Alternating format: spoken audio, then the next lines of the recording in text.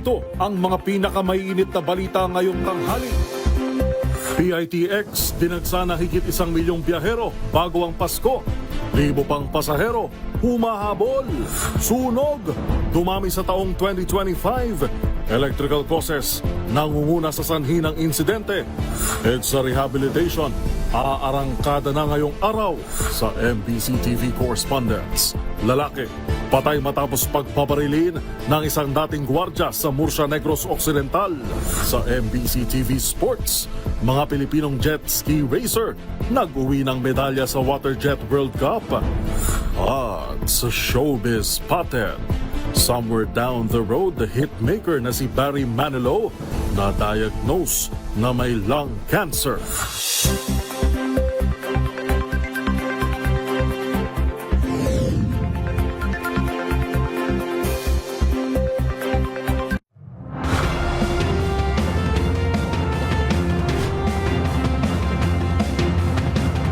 Bawat balita, makabuluhan.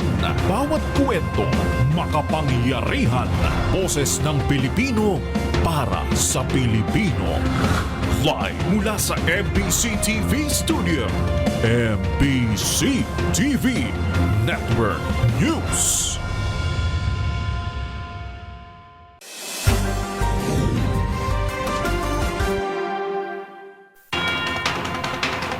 Pilipinas, una sa ating mga balita ngayong bisperas ng Pasko. Lumampas na sa 1 milyon ang dumagsa sa Parañaque Integrated Terminal Exchange o PITX mula na magsimula ang holiday exodus. Sa report ni Edniel Parosa, ngayong bisperas ng Pasko, aabot pa sa higit 70,000 ang mga mananakay sa PITX. Hanggang ngayong tanghali, 73,326 pang pasahero ang may schedule na biyahe. Nakaramihan ay pa Northern Luzon habang may iilan pang pa Bicol. Una nang nag-anunsyo ang ilang kumpanya ng bus patungong Bicol at Visayas, gayon din sa Mindanao, na wala na silang biyahe mula ngayong December 24. Ayon kay Colleen Calbasa, Corporate Affairs Officer ng PTEX, tapos na ang inaasahan nilang peak ng mga pasahero ngayong holidays na naranasan kahapon December 23. Wala naman umanong namomonitor na delay o stranded na commuter ang PTEX kaiba sa ibang terminal. Paalala, bawal sa terminal ang ilang items gaya ng matatalim, lighter o mga patalim, lighter at maaring sumabog tulad ng butane. Kahapon ay umabot sa 33 ang nakumpiska ng security na mga ipinagbabawal na gamit mula sa mga pasahero.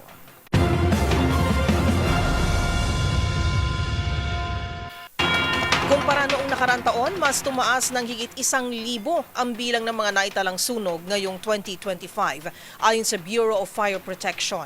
At ang nangungunang salarin sa mga ito, issue sa linya ng kuryente. Ang mga detalye tinutukan ni Rovic Manuel. Bago pa man sumapit ang Kapaskuhan at ang bagong taon, kabi-kabilang sunog na ang naitatala sa iba't ibang lugar sa bansa.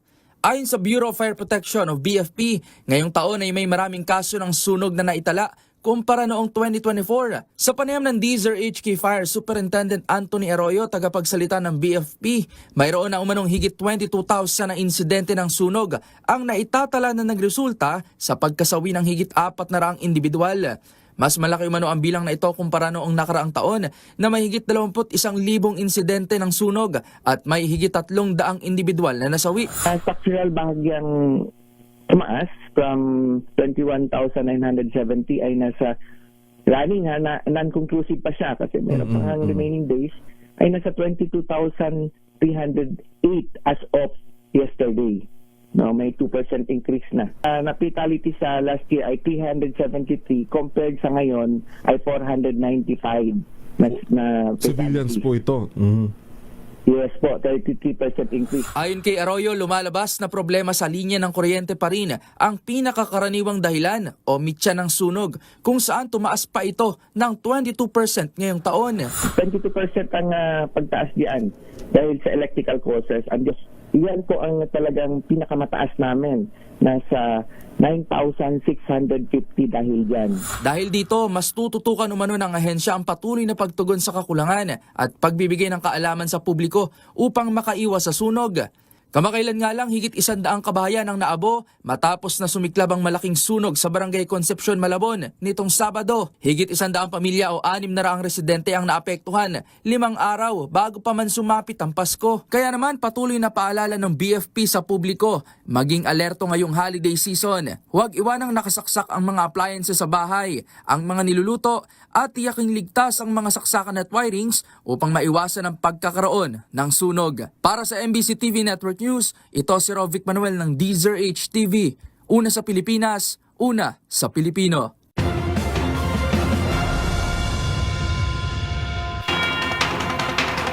Sa bahagi namang ito, ating kamustahin ang sitwasyon sa iba't ibang mga supermarket, lalo na kung meron pa bang mga naghahabol ngayong bisperas ng Pasko. Nasa linya na po natin ang President at Executive Director ng Philippine Amalgamated Supermarkets Association o PAGASA, si Sir Steven Cua. Sir Steven, magandang tanghali po. Si Yuel Reyes po ito at si Ms. Karen Oyong sa DZRH TV. Merry Christmas, Sir Steven. Yes, good afternoon, you and Karen. Magandang hapon po.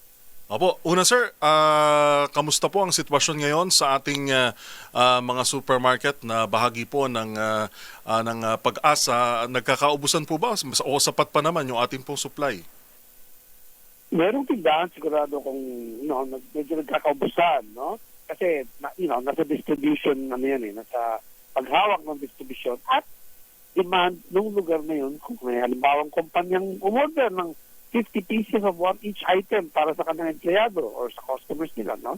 Kung wala ka yung tindahan na yun, kasi hindi sila handa, no? May kukuha ng maramihan at hindi household pa mo yung bili. Pero may mga tindahan na yun na medyo humina na, medyo last day na ngayon maaga na magsara mga ibang tindahan. Yung iba naman, sure may dagsa pa rin, marami pa rin tao. Sir Steven, ano pa rin po ba ang mga sikat at kumbaga popular na mga items na binibili ng ating mga kababayan pagdating po sa Pasko at Bagong Taon? O siguro for Christmas lang po muna kasi magbibisperas ng Pasko mamayang gabi po. Ano arin pa rin po ba yung mga popular at meron po ba kayo napapansin na mga bagong mga produkto o bagong mga trends pagdating po sa pag-grocery po pamimili ng ating mga kababayan ngayong Christmas season? Well, I guess that's, paghina ng purchasing power ng peso natin, no? Lahat ng kalala, no? Na baka langin ang kanilang perang pambili. Medyo nag-isip, mas creative naman siguro mga ibang ating mga kababayan. At nag-isip ng ibang putahe o ibang dishes na isa-serve, no? Sa kanilang Noche Buena. At hindi lang yung traditional na hamon, lechon, fruit salad, at spaghetti, no? Mga dakilang produktong, mga dakilang nasa hapag ng ating mga mesa kapag Noche Buena. Opo. Yung iba, gulaman na lang, palit, no? Fruit salad, no? Yung iba, yung spaghetti, madaling ihanda, no? Opo. So, yung madaling ihanda ng tao, di siguro instant noodles, no? Tapos, sa hamon, lunch meat, marami dyan, na mas mura, no? At hindi problema ang refrigeration. Diba? Lechon, walang kapalit. Huwag na mag-lechon. Iwas tayo sa hospital. Iwas tayo sa hospital itong season na ito. Napakamalas naman kung ma-hospital pa tayo. Oo nga, yung cholesterol po kasi, Sir Steven. Pero naging malaking issue din po kasi at naging point of contention o debate po naman, Sir Steven, yung nabanggit po ng DTI na pwede po tayong mag-prepare ng Noche Buena for 500 pesos only. Although, honestly po, alam naman natin, this is possible and we can do this. Yung naging issue po kasi is yung quality and of course, bottom line is what do we deserve as a Filipino family when we are celebrating mga special occasions na ganito? Is 500 enough? Nabanggit nyo, yung inflation, nabanggit nyo, bumaba po yung value ng ating peso. So what is your take on this po, Sir Steven? Okay, ang netizens natin medyo naging overly critical, no? Overly technical about the 500 peso Noche Buena preparation, no? Bigyan mo ng 450 pesos yung tulubi sa tabi ng kalye. Pagkakasya niya, good for 6 people, di ba? So, pwede, pero hindi kasing grande yung nasa isip ng tao. Gusto pa na may lechon, may alak, ayun pa lang, 500 kulang na, di ba? Alam naman natin yun. So, kung isa kasyang 500, pwedeng pagkasyahin. Hindi naman sinabi na kailangan yun ang gastusin mo, instruction di ba? Ang point lang is, live within your means. Yun ang sasabihin ni Secretary siguro, di ba? Hindi naman kailangan grande para maging masaya. Importante yung pamilya, magtalo-salo at hindi yung pagkain kinakain. Now, kaya mong gumastos ng 50,000 yung meal mo dahil meron kang pinagtudukutan ng iyong pambili. That's it. That's Parang your choice, catering diba? na yun, Siguro. Yes. Opo. Tsaka partner, meron yung Sir Steven, may mga supermarket ngayon na nagbabundle talaga ng good Oh, for yes. 500, Oo good nga for po, no? 1,000. Ginagawa rin po natin yun, sir, sa mga supermarket na... Hindi lang yun. Dahil nga doon sa sinabing yun, pati malalaking change, naghanda ng 500 pesos, no? May nakita pong 300 pesos. Kaya lang isa nga, siyempre, you question yung quantity at yung quality of the food that you have to prepare for that. Tama doon, yung mga malalaking chain of supermarkets, maaaring meron silang support from manufacturers. Pag ginamit yung brand ng manufacturer, di ba? But majority of the supermarkets don't have that type of support. That's why hirap din kami to put together 500 pesos deal. Pwede. Pero yun nga, siyempre, mapatikusin, ipintasan ng mamimili, di ba? So, hindi kami nag-prepare ng maraming 500 pesos. Pero may mga employers kung nagsabi, pwede ba? Para sa empleyado ko, 500. So, may umorder sa amin na 500 worth para sa empleyado nila. Okay. So parang pina-customize po, Sir Steven. Pero Sir, meron po ba kayong nakita na may mga produkto po ba na tumaas po? I mean, syempre yung mga law of supply and demand. Alam naman po natin na pag mataas ang demand pero low yung supply, mag-shoot up talaga yung presyo nito. Pero meron po ba kayong mga distinct na mga produkto na nakita na biglang nagtaas because may mga factors like nagtaas yung import ng ganito o yung materyales para sa mga tin cans, yung mga ganun po. Meron po ba tayong na-monitor po, Sir Steven? Ang mga manufacturers, maaga pa lang, no? Probably June, nag-umpisa silang magplano, production planning, no? Na ilan ang ating ipaproduce para hindi tayo masobrahan by January. Saan ibabagsak? Luzon, Visayas, Mindanao. Aling tindahan, aling chain, di ba? So that's a distribution, challenge, okay? Now, yun lang mga second guess kung saan lalakas ang demand. May bagong kumpanya palang tinigil dito, umorder ng napakarami. Mayroon palang kalamidad sa lugar na to. May umorder ng relief goods or ng Christmas loot bags. So, ang hirap minsan sabihin. So, that is a function of supply and demand in price, no? But also, a function of distribution, no? Which, mahirap tansyahin, malaman. So, if you say, ang demand napakataas, kaya tumaas ang presyo ng bilihin during Christmas, that's collectively buong bansa, which is not true, of course, di ba? May lugar na mas mataas ang demand, nagkamali ang pagbagsak ng supply doon, ng distribution, kukulangin sila, they will have to replenish. At sarado na yung mga distributors, no? Yung iba, as of last week, nagsarami yung iba, hindi na sila last order na, hindi na sila mag-deliver. Pahinga na yung mga tao nila, tipid na sila sa labor cost, tracking and everything. So, kami dapat tama yung ating pag-order. Pag kulang kami at kinulang at naghahanap ang customer namin, marami naghahanap, we will have to replenish to another supplier at a higher price, acquisition cost na, mas pataas ang pasa namin. So, it is not, parang sa pakinggan na, wala na akong katangko ng profilo nito. Sa amin, we have 15,000 items. Hindi po rin sabihin sa tauhan wala na kung meron ka 40 stores. Sabihin sa lahat ng tindahan, nagtaas yung ating by 25, yung isa by 50 centavos. It doesn't happen that way. So, ang manufacturers, maaga pa lang, naghanda na rin sila. So, hindi pwede sabihin, nagtaas ang presyo ng lata, nagtaas ang presyo ng sangkap. Di ba? Nagawa na yan eh. So, target cost na yan, nakuwenta na yan, di ba? Kung tumaas man ng gasolina, tumaas man ng presyo ng crudo, no, ng cost of operation, for next year na yun, hindi na ngayon yun. Okay. Alright, maraming salamat po Sir Steven at sa pagtitiyak na may mabibili pa, mare-replenish naman yung mga supplies natin na para naman sa mga ako, partner, hindi pa ako nakakapamili. Talagang kailangan magkabol. Magkabol ka na. Paano ka Masaraduhan. ka lang sa traffic, parking, pila, di ba? Yes, Mabuti maaga-aga na tayo. Tsaka Sir Steven, of course. Karen, let me wish you, the two of you, a Yuletime, Yuletime cheers. Thank you, sir. Maraming salamat po. sir. Happy holiday, Sir Steven Kuha. Happy holidays. Thank you, sir. Sir Stephen Kuma, ang President at Executive Director ng Philippine Amalgamated Supermarkets Association o PAG-ASA. Pag-asa din pala sila, Pag-asa no? din. May pag-asa ka pa. Meron pa. Mamimili. At syempre yung mga kababayan natin, magbo-budget na naman sila after this Christmas para naman sa bagong taon. Yun. Ayun. Ako, okay.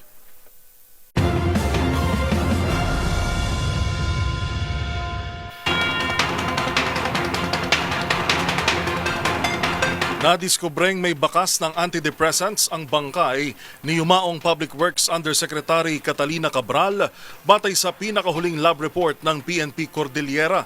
Wala namang natagpo ang suicide note na nagmatch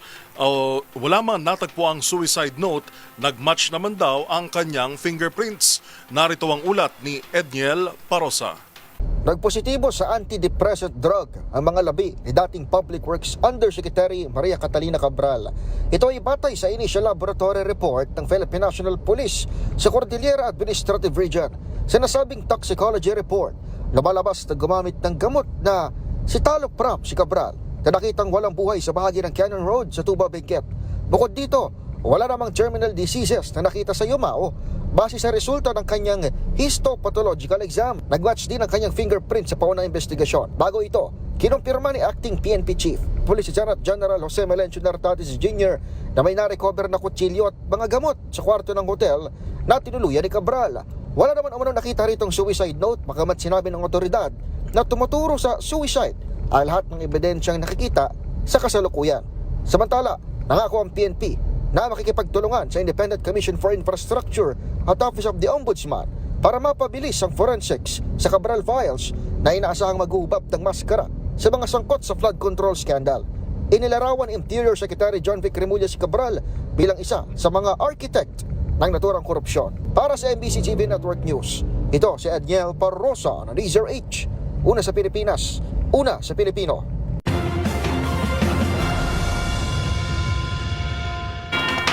Samantala, kung nailabas lang daw sana agad ang cyber warrants kaugnay ng manumalyang infrastructure projects, posibleng nakatulong ito sa investigasyon bago ang biglang pagkamatay ni dating Public Works Undersecretary Catalina Cabral. Panghihinayang ng isang kongresista, mas pahirapan na tuloy ngayon ang pagkumpiska sa mga dokumento at posibleng ebidensya na hawak ni Cabral. Ang buong detalye sa ulat ni Milky Rigunan.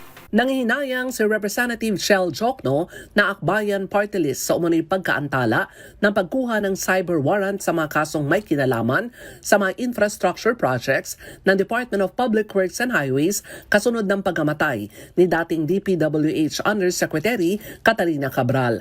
Ayon kay Jokno, kung napaaga lamang ang pag-i-issue ng cyber warrant, agad sanang nasecure ang mahalagang dokumento at electronic files na hawak umano ni Cabral.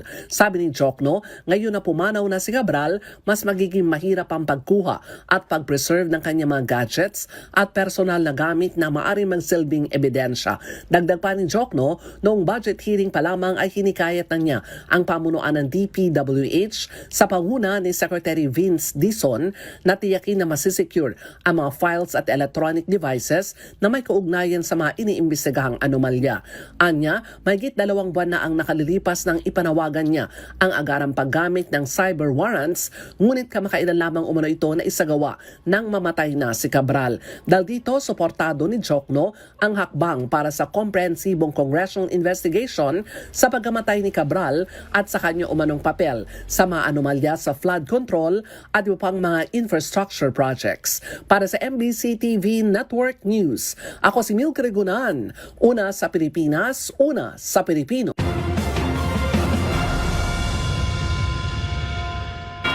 Kasong plundered graft kaugnay ng maanumalyang kasama funds ang aginaldo ng Manila Public Employment Service Office o PESO sa ilang dating opisyal ng lungsod ngayong bisperas ng Pasko. Ayon sa reklamong isinampa ng Ombudsman o sa Ombudsman, nasa 319 million pesos ang basta-basta inilabas sa bilang cash advance sa programa at nang hindi man lang napakikinabangan ng mga sinasabing benepisyaryo. Magbabalita si Boy Gonzales. Nagsampa ng mga kasong kriminal at administratibo ang Manila Public Employment Service Office o PESO Acting Manager na si John Hiroshi Umeda Jr. sa Office of the Ombudsman laban sa ilang dating opisyal ng lungsod ng Maynila dahil sa umano'y maling paggamit ng mahigit sa 319 na milyong pisong pondo ng pamahalaan. Kabilang sa mga inireklamo sina dating Secretary to the Mayor Marlon Lacson, dating PESO Manager Fernanda Bermejo, dating Department of Public Service Head Jonathan Garso, dating Liga ng mga Barangay Manila President Leilani Lacuna, PESO Staffer Angelica Thea Marie Pilamor at Michael Nicola Roldan.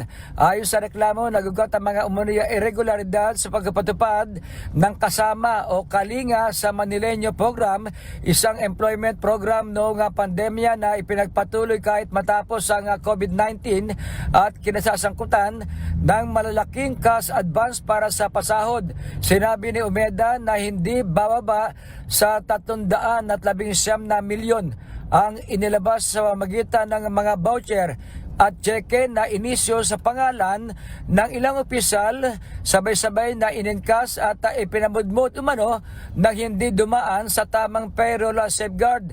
Dagdag pa niya na may mga benepisaryong kulang ang natanggap o hindi nabayaran habang ang kanilang mga pangalan ay ginamit umano sa liquidation gamit ang accomplishment report at daily time record. Isinama rin sa reklamo ang alegasyon ng pamimeke ng payroll at liquidation na document at hindi otorisadong kalta sa sahod. Iniahin ang reklamo sa ilalim ng administrasyon ni Manila City Mayor Isko Moreno Dumagoso na nag-utos ng masusing pagrepaso sa mga record ng PESO matapos maiulat ang mga nawawalang dokumento at irregular na paglabas ng pondo. Para sa MBC TV Network News, ito si Boy Gonzales, una sa Pilipinas, una sa Pilipino.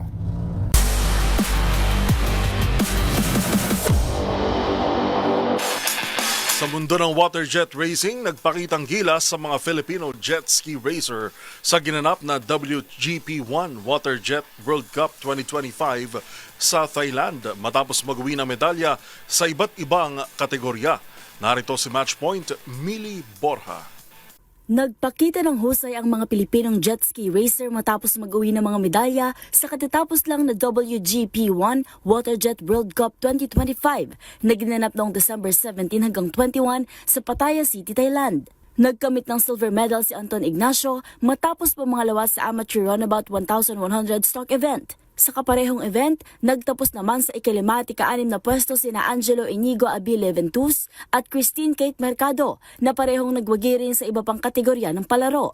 Nakasungkit ng gintong medalya si Mercado sa Women Runabout 1,100 stock event, habang nagkampiyon naman si Ventus sa Novice Runabout stock event. Sa Expert Ski GP event, nagtapos sa 2nd pwesto si Cody Lorenzo Pontino para sa bronze medal. Nakapag-uwi rin ng bronze si Vito Tino matapos masungkit ay 2nd pwesto sa Junior 13-15 Spark Stock Event. Ang mga tagumpay na ito ay muling nagpatunay sa lumalakas na presensya ng Pilipinas sa international jet ski competition. At yun ang mga latest sa mundo ng sports. Para sa MBC TV Network News, ito si Mili Borja ng DZRH TV, una sa Pilipinas, una sa Pilipino.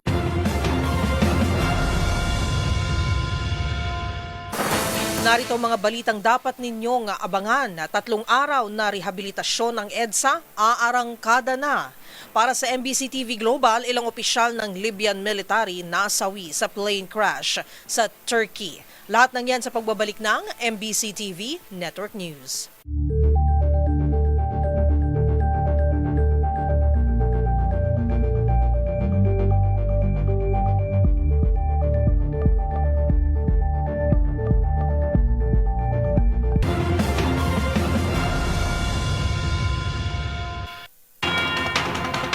Kasado na mamayang alas 11 ng gabi ang EDSA Rehabilitation kasabay ng pag-uwi ng mga kababayan natin sa probinsya para sa Christmas break. Ang mga kalsadang apektado at pansamantalang isasara sa mga motorista, alamin sa report ni Dustin Bayog. Sisimula na ngayong araw ng Department of Public Works and Highways o DPWH ang matagal na naantalang pagsasaayos ng Epifanio de los Santos Avenue o EDSA. Isang oras bago magpasko mamaya o alas 11 ng gabi ay sasagawa ang unang phase ng reblocking work sa kahabaan ng southbound at northbound ng EDSA hanggang December 27. Nasusundan naman ang paglalagay ng aspalto. Mababatid ay nilagay sa Christmas break ang pagsasagawa ng rehab upang samantalin ang bakasyon ng mga Pilipino ngayong holiday season kung saan mas kaunti ang daraan ngayon sa EDSA. Ayon sa work plan ng DPWH, tatagal ng 3 araw ang reblocking sa Picel Street hanggang sa inner lane ng Ross Boulevard sa southbound at Ross Boulevard hanggang sa inner lane ng Park Avenue sa northbound. Sa December 26 at 27 naman, ang pagsasayos ng tramo flyover hanggang sa inner lane ng Picel Street, habang December 27 ang pagsasagawa sa Park Avenue at inner lane ng Taft Avenue. Habang sa magkakaiwalay na araw naman ang pagpapataw ng aspalto sa EDSA Orense to Urdaneta Village, EDSA Orense to Magallanes Interchange at tramo to Loring Street. Samantala sa pag-iikot ng DZRH kanina umaga, mapapansin na nandabay sa reblocking ang innermost left lane ng EDSA na karaniwang dinaraanan ng mga bus carousel. Kaya naman, ang mga bus umano na nanggagaling mula sa PTEX at sa EDSA Rotonda ay napipilitan na sumama sa linya ng mga pribadong sasakyan. Sa kabila nito, tiniyak naman ng Metropolitan Manila Development Authority o MMDA na hindi makakapekto sa mga motorista ang pagkukumpuni sa EDSA na inasahan tatagal na 8 buwan bago tuluyang matapos. Para sa MBC TV Network News, ito si Dustin Bayog ng DZRH TV. Una sa Pilipinas, una sa Pilipino.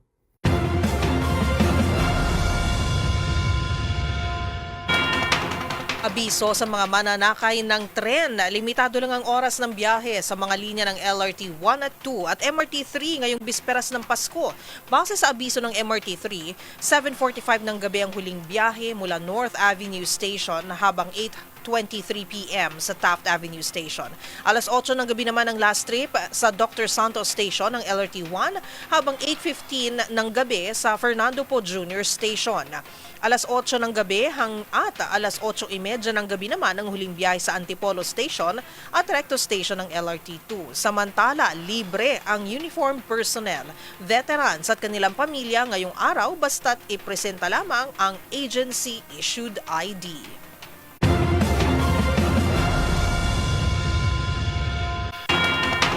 Nagpaalala naman ang Department of Labor and Employment o DOLE sa mga employer na ngayon ang huling araw ng pagbabayad ng 13th month pay. Iginit ng DOLE na walang exemption at walang deferment sa pagbabayad ng 13th month. Pinaalalahanan din ng mga employer na kailangan magsumite ng ulat ng pagsunod hanggang January 15, 2026. Samantala, no work, no pay naman ang epektibo ngayong bisperas ng Pasko at dagdag na 30% o 30% naman sa mga naka-duty.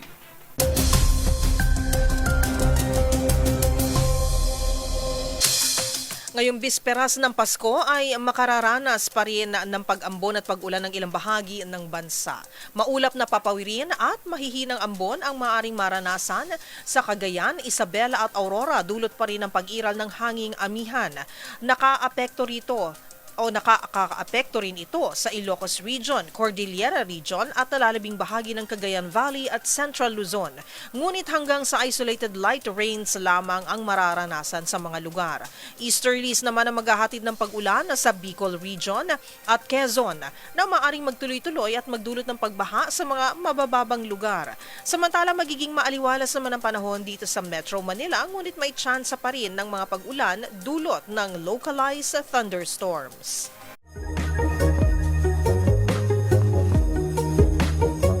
Ilang oras bago sumapit ang bare months, nagmistulan ng starter pack ng mga Pilipino pagdating sa Christmas countdown ang Isama na rin natin dyan ang meme na siguradong pamilyar ang lahat. At ang boses at mukha sa lahat ng ito, walang iba kundi ang Filipino singer-songwriter na si Jose Marichan. Kaya naman, alamin na this, kilalanin ang tinaguriang King of Christmas Carols. Si Jose Marichan ay kinikilala bilang ang King of Christmas Carols sa Pilipinas dahil sa kanyang malaking ambag sa musikang Pinoy tuwing Kapaskuhan. Ipinanganak siya noong March 11, 1945 at isang kilalang Filipino singer at songwriter, ang kung tawaging Mr. Music Man o Santa Claus. Nakabenta na ng 2 milyong album at nakakuha nakakuha ng 37 platinum records, dahilan para siya ikilalanin bilang isa sa best-selling Filipino recording artist of all time.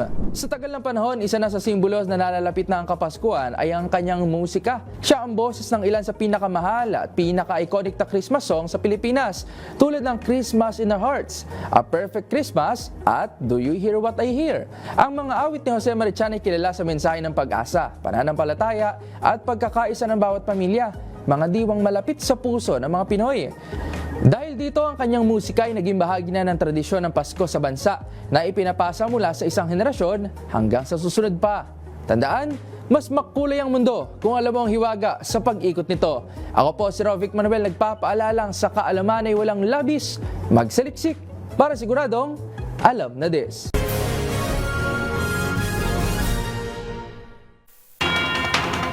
Nasawi sa kalunos-lunos na plane crash ang ilan sa matataas na opisyal ng Libyan military, kabilang na ang kanilang Army Chief of Staff, habang hinatulan naman ng guilty ang dalawang lalaking nagpuslit ng baril sa England para gumawa ng terorismo. Ang mga balita mula sa ibayong dagat tinutukan sa Global Headlines Report ni James Galange. Balita mula sa Turkey, nasawi ang Libyan Army Chief of Staff na si Mohammed Ali Ahmed Al-Haddad kasama iba pang military high-ranking officials matapos bumagsak ang kanilang eroplano sa bahagi ng Turkish capital city. Sa nagpapatuloy na investigasyon, una nang nirule out ng mga otoridad na may foul play o sabotage umanong nangyari. Nagpahayag naman ng pakikiramay si Libyan Prime Minister Abdul Hamid Dbeibah at sinabing isa itong malaking kawalan sa kanila matapos sila mawalan ng mamagiting na sundalo na lumaban para sa kanilang bansa. Dahil dito, nagdeklara ng 3 araw ng National Day of Mourning at naka-half-mast ang mga watawat bilang simbolo ng respeto at tribute para sa mga yumaong sundalo. Samantala, kasalukuyan ay hindi pa rin tukoy kung ano ang naging sanhi ng naturang aksidente.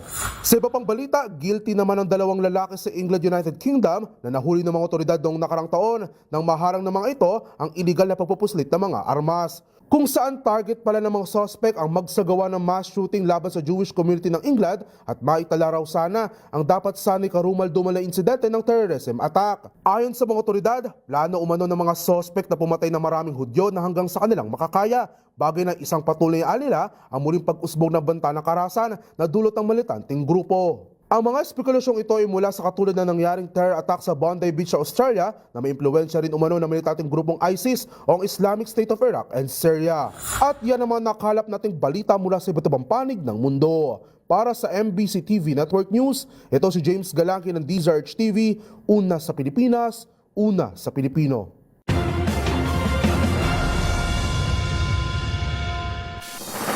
Abangan sa aming pagbabalik, 2 motorsiklo nagsalpukan sa Orani, Bataan, 3 sugatan. At sa Showbiz Spotted Barry Manilow, may malungkot na balita tungkol sa kanyang kalusugan. Yan at marami pang iba rito sa MBC TV Network News.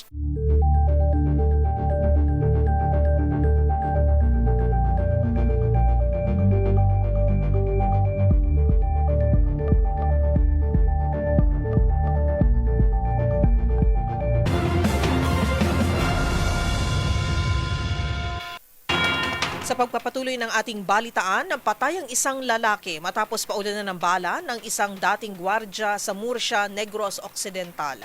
Bagong krimen ang suspect, tinangka raw munang tagain ng biktima. Yan at ang iba pang mga rumarapidong balita mula sa probinsya, hatid ng iba't ibang istasyon sa ilalim ng MBC Media Group.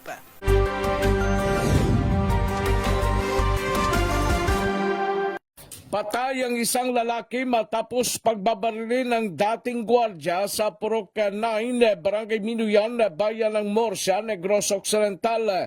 Ang biktima kinilala na si alias Romnek, 29 anyos, residente ng nasabing lugar, habang ang suspect kinilala naman na si alias Gilon, residente ng Barangay Bakong, lungsod ng Bago, Negros Occidental. Ayon kay Police Captain Hani Labaro, Chief of Police ng Murcia PNP, nagkaroon ng komusyon sa pagitan ng biktima at ng suspect kung saan pagtatagain sana ng nasabing biktima ang suspect, subalit pinagbabaril ito na ilang beses. Dinala pa ang biktima sa ospital subalit idineklarang dead on arrival ng mga doctors and nurses habang ang suspect naresto din ng kapulisan. Hot pursuit operation at na-recover ang isang barel. Para sa MBC TV Network News, ito si RH46 Rex Cantong, una sa Pilipinas, una sa Pilipino. Agad na isinugod ng mga responding rescue team sa paggamutan ang mga biktimang sugatang rider at backride sa aksidente matapos magsalpukan ang dalawang motorsiklo alas 3:30 kanina madaling araw sa Bisina Road, Barangay Bayan, Orani, Bataan. Ayon sa investigasyon, ang unang motorsiklo na minamaneho ng isang minor de edad na walang lisensya ay bumangga sa kasalubong na motorsiklo dahil sa hindi tamang bilis. Dahil dito nasugatan ang mga driver at backrider ng parehong sasakyan. Ang mga biktima ay agad na dinala sa Antonino Tony Piruman Memorial Hospital para sa kaukulang gamutan habang ang parehong sasakyan ay nagtamo ng pinsala. Patuloy ang investigasyon ng pulisya higil sa naturang insidente. Para sa MBC TV Network News, RH37, Danny Kumilang, una sa Pilipinas, una sa Pilipino.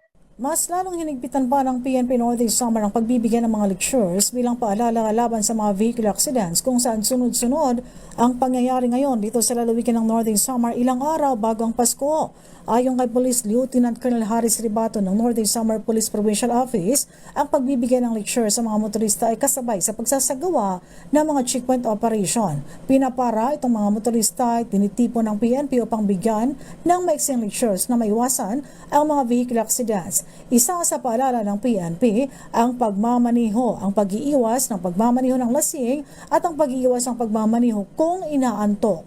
Ngayong Kapaskuhan, pinapaalala ng mga pulis na maging disiplinado sa daan at maging defensive driver. Sa record ng PNP, kadalasan nasangkot sa mga vehicular accident ay lasing o nasa impluwensya ng alak.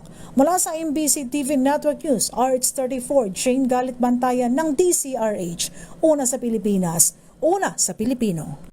Ngayong taon ay pinagmamalaki ang ikadalawang taon ng pamaskong handog ng Andam Municipal Police Station sa patuloy na misyon na nakaugat sa paglilingkod at pagmamahal sa mga kabataan. Pinangunahan ni Police Major Romulo Oclarino Jr., Chief of Police ng Andam Police Station, kasama sila Pastor Robin Kawili at Pastor Tony Ongria, kasimbayanan, life coaches, barangay council members, BHWs, ay nagsagawa sila ng feeding program at naghandog ng regalo para sa mga kabataan sa barangay Batsaraw, Anda, Pangasinan. Isang okasyon at pagkakataon na puno ng saya ang ibinahagi ng mga bata sa pamamagitan ng mga masasayang palaro na sinundan din ng handog regalo at konting salo-salo. Ayon kay Major Oclarino, layunin ng pagtitipon ng pagpapatibay ng ugnayan sa komunidad at pagpapalaganap ng kamalayan sa isang ligtas ng komunidad ay nagsisimula sa masaya at nagkakaisang kabataan. Kaya niya marapat na iparamdam sa kanila ngayong Kapaskuhan ng pagmamahalan sa isa't isa, labis naman ang pagpapasalamat at kagalakan ng mga bata sa regalong laruan na kanilang natanggap. Para sa MBC TV Network News, ito si Freddy Fajardo Aristerte, una sa Pilipinas, una sa Pilipino.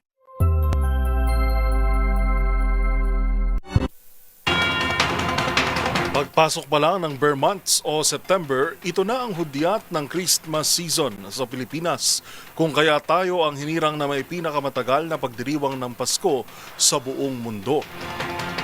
Pero sa tagal ng tradisyong ito, palaisipan pa rin kung bakit nga ba naging mahaba ang pagdiriwang natin ng Pasko. Ano nga ba ang paliwanag sa likod nito?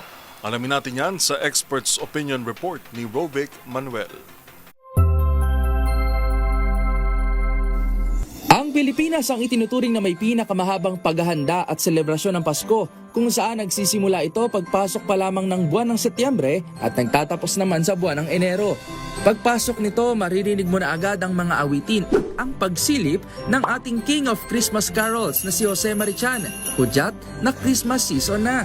Pero curious ka ba kung bakit naging tradisyonan ng Pinoy ang mag-celebrate ng Pasko ng pagkahaba-haba? Ayon sa mga eksperto, unang dahilan niyan ay ang relihiyon dahil majority ng ating populasyon ay mga Katoliko. Bukod dito, ilang pop culture expert din na nagsasabi na malaking faktor ang pag-usbong ng consumer culture at mass media. Nagagamit na rin kasi ang konsepto ng Pasko bilang strategy sa iba't ibang larangan, gaya ng entertainment, marketing at marami pa.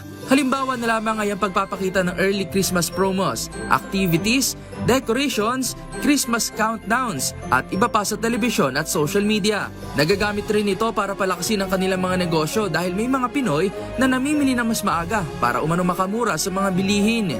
Ilan pa sa faktor ay ang nabuong tradisyon ng mga Pinoy na pagkahilig sa mga pagtitipon at handaan.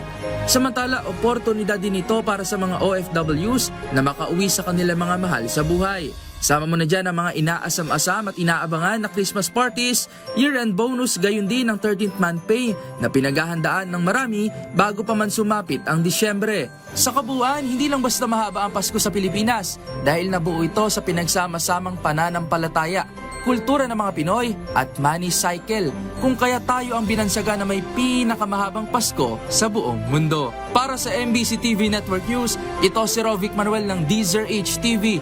Una sa Pilipinas, una sa Pilipino.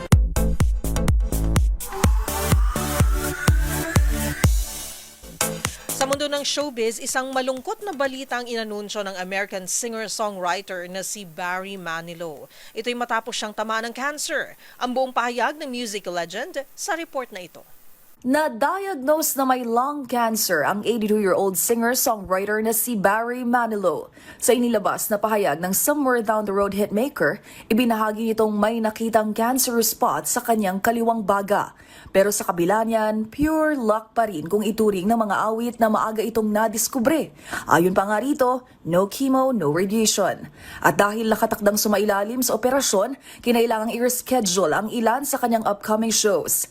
February na magpapatuloy ang kanyang A Gift of Love concert series. Bago na-diagnose na may cancer, nagkaroon ng bronchitis ang mga awit. Sa huli, nagpabot naman ito ng pagbati sa lahat ng fans ngayong holiday season at nagpaalalang if you have even the slightest symptom, get tested. Agad ngang bumuhos ang prayers and get well soon messages para kay Barry Manilow na nagpasikat ng mga kantang Mandy, Copacabana at Can't Smile Without You. Para sa MBC TV Network News, ito po ng Showbiz Angel ng DZRH TV. Una sa Pilipinas, una sa Pilipino.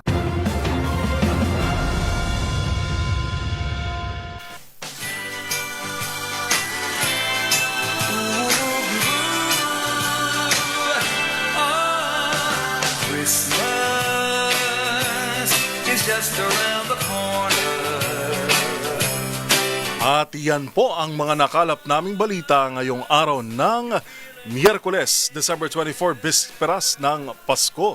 Ito po si Yuel Reyes. Bago tayo magpaalam, partner, babatiin ko lang ng happy birthday ang aking mother, Ay, si happy Mrs. birthday Norma po. Apelado Oyong. Happy birthday, Mama, and Merry Christmas. Ako naman po si Karen Oyong. Magkita-kita tayong muli bukas, December 25, araw po ng Pasko, para sa mga balitang makabuluhan, mga kwentong makapangyarihan. Hatid ang boses ng Pilipino para sa Pilipino.